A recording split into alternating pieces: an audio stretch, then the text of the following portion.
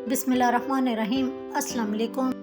माशाअल्लाह रहमतों का महीना आने को है और मेरी तमाम बहनें सफाई और सुथराई में लगी हुई हैं और उनके आज पेचीदा मसाइल का कुछ हल लेकर आई हूँ, तो उनके साथ कुछ ऐसे हैक शेयर करूँगी ताकि वो उलझना छोड़ दें। मेरी पहली ट्रिक इस बारे में है जो फ़र्शों पर ज़िद्दी दाग लग जाते हैं, कभी वो ज़ंग के हों, नेल पॉलिश के हों या कुछ इस तरीके से हमारे पोर्च में दाग लगते हैं। जब गाड़ी खड़ी हम करते हैं तो इसके नीचे ज़ंग के, ऑयल के और इस टाइप के ऐसे ज़िद्दी दाग होते हैं जो कि फ़र्श से नहीं उतरते और वो बड़े गंदे और भद्दे मालूम होते हैं, जिससे हमारी आउटडोर एरिया बहुत ज़्यादा गंदा महसूस होता है। तो आप इसमें बेकिंग पाउडर में थोड़ा सा एसिड शामिल कर लें और उसके साथ इसको रगड़ना शुरू कर दें। इसको पानी ना लगाएं, बल्कि अगर ज़िद्दी ज़्यादा हों तो एसिड, तो इसको एक दफ़ा रगड़ने के बाद 5 से 10 मिनट के लिए छोड़ दें और उसके बाद दोबारा रगड़ के साफ़ कर लें। तो आपके फ़र्श पे देखें बिल्कुल कोई दाग भी नहीं रहेगा और आपका फ़र्श बिल्कुल नीट एंड टाइडी साफ़ हो जाएगा।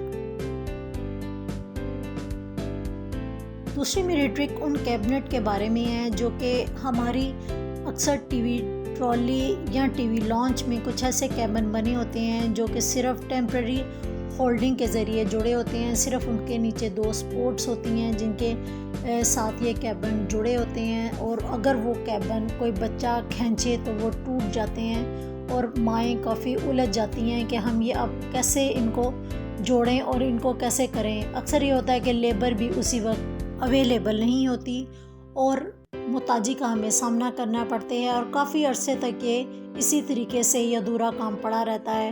तो बेहतर है मुताजी से बचने के लिए चाहिए कि हमें वो कोशिश करें तो हम खुद भी ये जो काम आसानी के साथ कर सकते हैं। नीचे कैबिन की प्लाई जब हमारी टूट जाती है तो काफ़ी गैप आ जाता है, तो मैंने वुड का एक पीस जो है कारपेंटर से कटिंग करवा के कील और लकड़ी की ग्लू की मदद से अटैच कर लिया है। अब जो कब्ज़े हमारे पहले से उतरे हुए थे उन कब्ज़ों को लगाने का मरहला कुछ इस तरीके से होगा कि पहले हम कैबिन को फिट करके देखेंगे कि इसमें कोई स्पेस तो नहीं आ रही और हमारा जो कैबिन है इसमें आसानी से मूव हो रहा है। तो तब हम इसको उतार देंगे और उतारने के बाद इसको इस तरीके से लगाएंगे। जो इसकी प्लाई उतर चुकी है पहले हम उस प्लाई के साथ कब्ज़े को अटैच कर लेंगे स्क्रू ड्राइवर की मदद से और बाद में देखेंगे कि वहाँ पर जो कब्ज़े हैं इस तरीके से फिट आ जाएं। तो हम इन कब्ज़े जो लगे हुए हैं इनको पहले हम खोल देंगे और मार्कर की मदद से इन पर तीनों साइडों पर मार्क कर देंगे। इसके लिए हमें 6 छोटे स्क्रू दरकार होंगे। पहले इनको मैं हैमर की मदद से इसके अंदर फिक्स कर दूंगी और फिक्स करने के बाद स्क्रू ड्राइवर की मदद से इसको इस तरीके से टाइट कर देंगे कि ये मुकम्मल स्क्रू जो है कब्ज़ों की पकड़ कर ले। अब दूसरी साइड पर भी इसी तरीके से यही अमल दोहराते हुए हैमर की मदद से इन स्क्रू को अंदर की तरफ फिट कर लेंगे और फिट करने के बाद पेचकस की मदद से इनको दोबारा टाइट कर लेंगे और तीनों कील जो कि मौजूद हैं इनको हम अच्छे तरीके से टाइट करेंगे ताकि कैबिन मूव ना हो। तरीके से हमने बगैर किसी मुश्किल के और बगैर किसी पेचीदगी के हमने अपने कैबिन को खुद ही रिपेयर कर लिया है और हमें किसी किस्म की मुश्किल भी नहीं हुई। देखने में ये काम काफ़ी मुश्किल लगते हैं, लेकिन जब हम किसी बात का इरादा कर लें तो हमारी जो मदद है वो अल्लाह की ज़ात करती है। तो इस तरीके से हम अपने तमाम काम बखूबी कर लेते हैं और हमें किसी किस्म की मुश्किल भी नहीं होती। मेरे चैनल पे बहुत सी ऐसी वीडियो हैं जिनमें ऐसे ऐसे मैंने काम करके आपको दिखाए हैं जो कि काफ़ी पेचीदा तो हैं, लेकिन एक औरत के लिए करना कोई मुश्किल काम नहीं होता।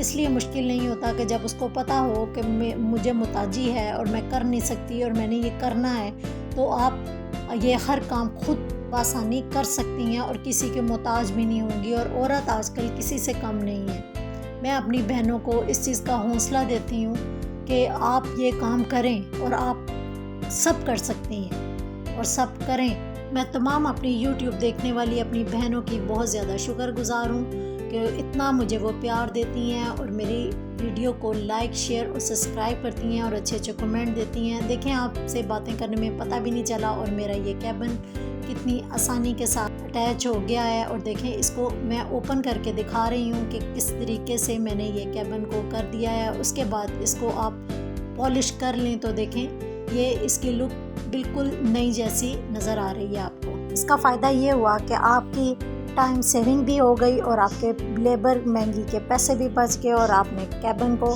खुद ही रिपेयर कर लिया, और वो भी किसी मुताजी के बगैर। मेरी थर्ड वाली टिप आपको बहुत पसंद आएगी, क्योंकि ये जो कॉर्नर एरियाज़ होते हैं वहाँ पर कोई भी चीज़ ज़रा मुश्किल से पहुँचती है जब हम इसकी सफाई करते हैं।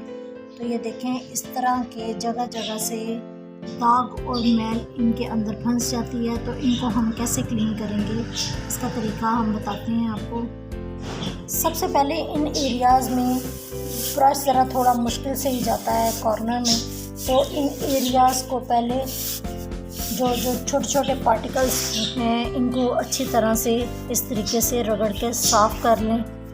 मैंने बेकिंग सोडा और सर्फ ये कॉर्नर में छिड़क दिया है और एक कंघी ले ली है। कंघी को आप जो कोई भी घर में फालतू एक्स्ट्रा जुराबें पड़ी होती हैं, आप इस कंघी को जुराब पहना दें इस तरीके के साथ, और आप इन एरियाज़ में इस तरीके से बेकिंग सोडा और सर्फ इनकी कॉर्नर्स में इस तरीके से पहुंचा दें। का विनेगर जो है वो आप इस जुराब के ऊपर इस तरीके से फेंकें